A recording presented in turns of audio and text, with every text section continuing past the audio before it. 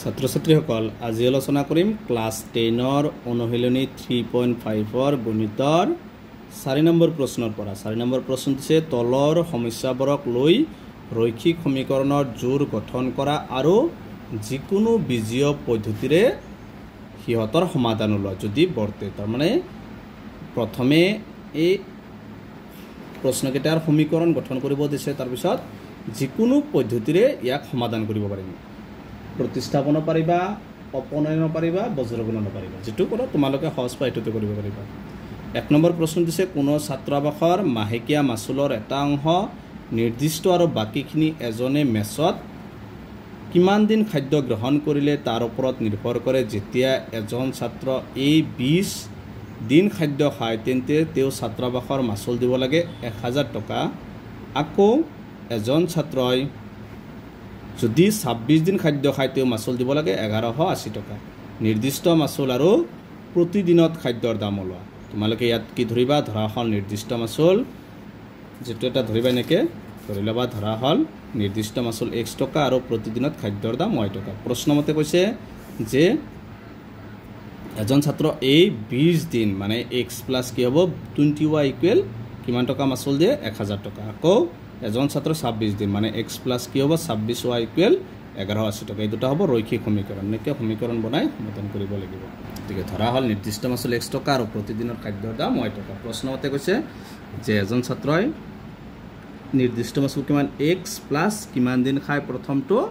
20 দিন হলে 20 দিনটো কিমান ধৰিছো y ইকুৱেল কি টকা দিয়ে 1000 টকা এটো দিবা যদি অপোনেন্ট বা প্ৰতিস্থাপনত কৰা নাম্বাৰটো দি দিবা এক নম্বৰ আৰু যদি বজ্ৰগণন কৰিলে নাম্বাৰটো দিব নালাগে 1000 টি ফেলা নিবা 0 বনাই লবা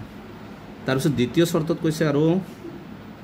এইবাৰ কৈছে নিৰ্দিষ্ট মাসুল কিমান x + এইবাৰ খাই কিমান দিন 26 দিন মানে দিনটোৰ লগত y এইবাৰ কিমান টকা দে 1180 টকা এটো হ'ব 2 নম্বৰ সমীকৰণ এটো চাবা তোমালোকে যিকোনো এটা পদ্ধতি ব্যৱহাৰ কৰিবা এটো অপোনেন্ট পদ্ধতি ব্যৱহাৰ কৰিলে সহজ হ'ব অপোনেন্ট পদ্ধতি ব্যৱহাৰ কৰি দাও তেকে 2 নং সমীকৰণৰ পৰা 1 নম্বৰ বিয়োগ এটো আছে অপোনেন্ট পদ্ধতি প্ৰতিস্থাপন পাৰিবা অপোনেন্ট কৰি দিলে সহজ হ'ব 2 লিখিছো 2 ত কি আছে x + 26y - 2 ৰ পৰা 1 টো বিয়োগ x + 20y ইকুৱেল 2 ত আছে 1180 বিয়োগ 1000 আছে x + 26y - a + a minus - a + a minus 1180 পৰা 1000 গলে কিমান থাকিব 180 x ৰ আগত মাইনাস এটোৰ আগত প্লাস কেনসেল 26 টা এৰ পৰা 20 টা y মাইনাস কৰিলে কেইটা y থাকিব 6 টা y ইফালে আছে 180 এবাৰ y টো ৰাখিবা 6 টো y লগত পূৰণ ইফালে নিলে হৰণ 6 দি 18 তিনিবাৰ তো y এৰ মানটো কিমান হল 30 এই y এৰ মানটো যিকোনো এটা সমীকৰণ বহাই দিবা 100 মান ওলাই যাব তেকে y এৰ মান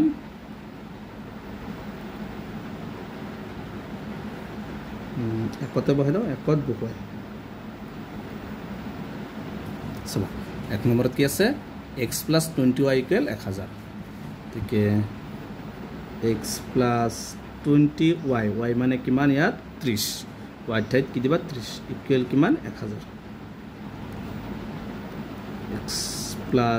3 * 6 শূন্য কেটা আছে দুটা ইকুৱেল 1000 এবাৰ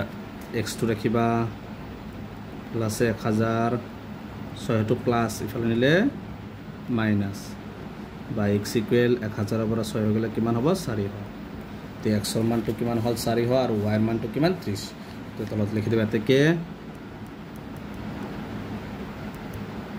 নিৰ্দিষ্ট মাসুল কিমান x নিৰ্দিষ্ট মাসুলটো x ধৰিছিল x মানে কিমান 400 টকা আৰু প্ৰতিদিনৰ মাসুল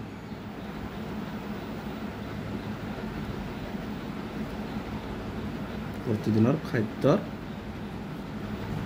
দাম সমান প্ৰতিদিনত y মানে কিমান 30 y মানটো কিমান 30 গতিকে প্ৰতিদিনত খাদ্যৰ দাম কিমান হ'ব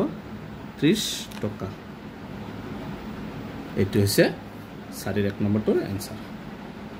2 নম্বৰটো দিছে এটা ভগ্নাংশৰ লবৰ পৰা 1 বিয়োগ কৰিলে হয় কি 1/3 প্ৰথমটো শৰ্ত দিছে এটা ভগ্নাংশৰ পৰা অকল লবৰ পৰা 1 বিয়োগ কৰিব দিছে বিয়োগ কৰিলে ভগ্নাংশটো হয় 1/3 আৰু ইয়াৰ হৰৰ লগত 8 যোগ কৰিলে দ্বিতীয় শৰ্তত হৰৰ লগত 8 যোগ কৰিব লাগিব যোগ কৰিলে ভগ্নাংশটো হয় 1/4 ভগ্নাংশটো নিৰ্ণয় কৰা প্ৰথমটো ধৰা হল ভগ্নাংশটো এটা ভগ্নাংশ ধৰি লবা ইয়াত ভগ্নাংশটো ধৰি লৈছো x/y প্ৰশ্নমতে ভগ্নাংশটো লিখি লবা x/y ইয়াত কি কৈছে যে এটা ভগ্নাংশৰ লবৰ পৰা 1 বিয়োগ তোমালোকে মনত ৰাখিবা ভগ্নাংশৰ ওপৰটো লব তলৰটো হৰ গতে লবৰ পৰা কি কৰিব দিছে 1 বিয়োগ কৰিব দিছে বিয়োগ কৰিলে ভগ্নাংশটো হয় 1/3 টো হৈছে প্ৰথম শৰ্ত এতিয়া চাও বজ্ৰগণন কৰা x - 1 ৰ লগত 3 লগত এই গটেটা পূৰণ কৰিব 3 লগত x আৰু 1 3 লগত x পূৰণ কৰিলে 3x minus 3 লগত 1 পূৰণ কৰিলে 3 y লগত 1 পূৰণ কৰিলে y বা 3x y টো আছে কিয়াত প্লাস আছে ইফালে লিখিব মাইনাস আৰু 3 টো মাইনাস ইফালে লিখিব প্লাস তো 1 নং সমীকৰণ দিবা যদি অপনয়ন বা প্ৰতিস্থাপন কৰা আকৌ এবাৰ শৰ্ত দিয়া আছে যে ইয়াৰ হৰৰ লগত এই ভগ্নাংশটো কি x/y ইয়াৰ হৰৰ লগত কৈছে 8 যোগ কৰিলে ভগ্নাংশটো হয় 1/4 ভগ্নাংশটোৰ তলৰটো হৰ তে হৰৰ লগত 8 যোগ কৰিব লাগিব এতিয়া বজ্ৰগণন কৰা হৰৰ লগত x পূৰণ কৰিলে 4x ইকুৱেল 1 ৰ লগত y + y 8 পূৰণ কৰিলে 1y + 8 হ'ব এতিয়া সবা 4x y to minus plus আছে ইফালে লিখিব মাইনাস ইফালে আছে 8 এইটো দিবা 2 নম্বৰ সমীকৰণ সবা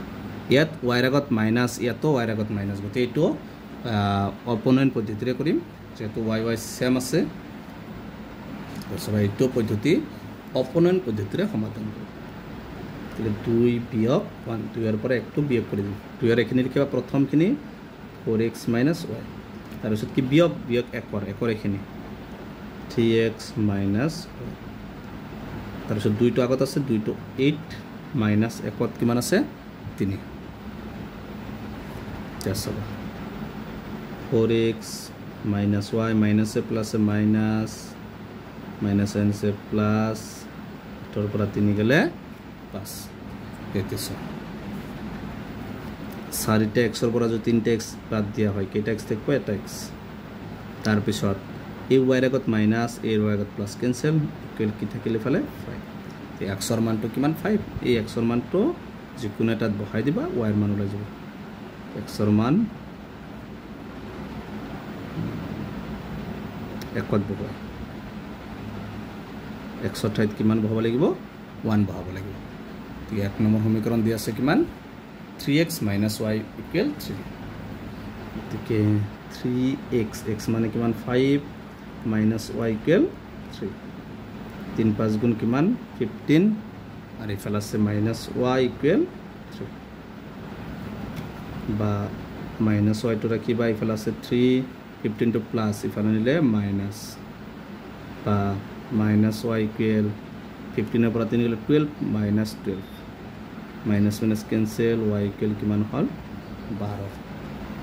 y এর মান হল 12 এতেকে ভগ্নাংশটো লিখি দিবা এতেকে ভগ্নাংশটো কি ধৰা আছিল x মানে কিমান পাইছো 5 আৰু তলত আছিল x/y y মানে কিমান 12 এতে আনসাৰটো হ'ব 5/12 এতেকে 4 ৰ 1 আৰু 2 আলোচনা কৰা হল ইয়াৰ পিছৰ ভিডিওত 3 4 5 টো আলোচনা কৰা হ'ব এতে আজিৰ ভিডিওটো এখিনি তোমালোকে ভিডিওটো লাইক কৰিবা চেনেলটো সাবস্ক্ৰাইব কৰিবা থ্যাংক ইউ